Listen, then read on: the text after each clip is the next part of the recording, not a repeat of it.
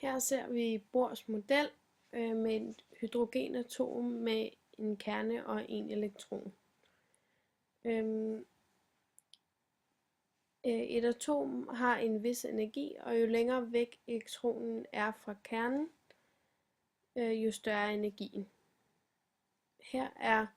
Hver bane har en bestemt energi, og her er elektronen i bane 1, det vil sige, at atomet er i grundtilstanden.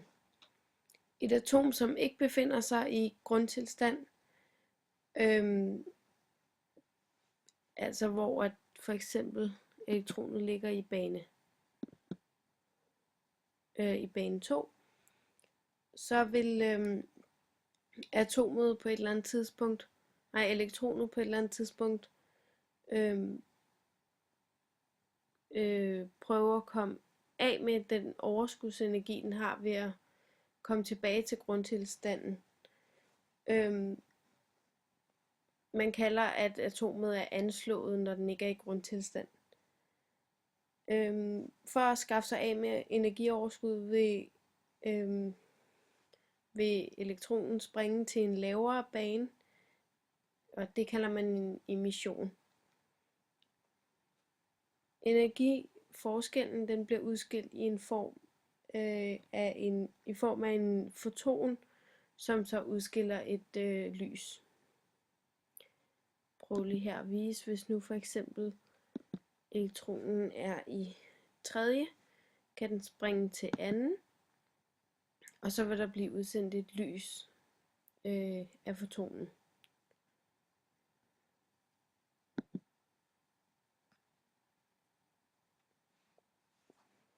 Modsat emission, så kan elektronen også absorberes. Det sker ved, at en foton løfter elektronen op i en højere bane ved at få tilført energi. For eksempel her er den i anden og kommer op i tredje og får tilført noget energi. Fotonen, som udskilles ved emission, har en bølgelængde, som fortæller os noget om, hvor i det elektromagnetiske spektrum det udsendte lys ligger. Af bølgelængden mellem 400 og 720 ligger det inden for Balmer-serien og er synligt lys. Hvis vi lige prøver at reset spektrummet her, og sætte den, så er den ude i tredje her. Hvis den så springer tilbage til anden, så vi, at der blev udsendt lys i form, og jeg fik slet ikke set, hvor den lå henne.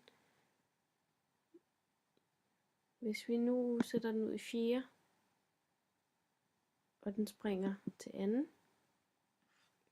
kan vi se, at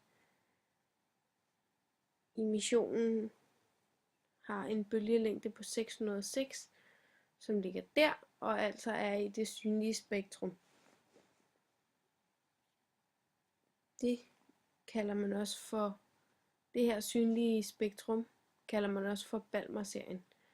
Hvis vi for eksempel tager og flytter den ud i fjerde, absorberer elektronen ud i fjerde, og tager den ind i første, kunne vi se, at bølgelængden er på 101, og derfor ligger det ultraviolette lys.